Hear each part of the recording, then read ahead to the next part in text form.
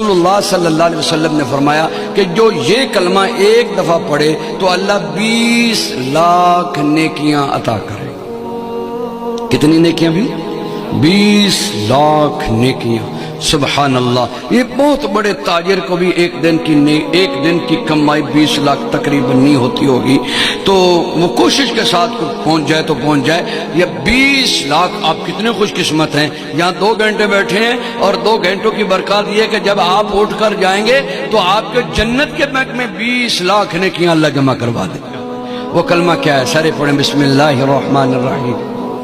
لا الہ الا اللہ وحدہ لا شریک لہ احدا صمدا لم یلد ولم یولد ولم یکن لہ کفوا احد. جس نے پڑھا اس کو مبارک ہو 20 لاکھ نیکیاں.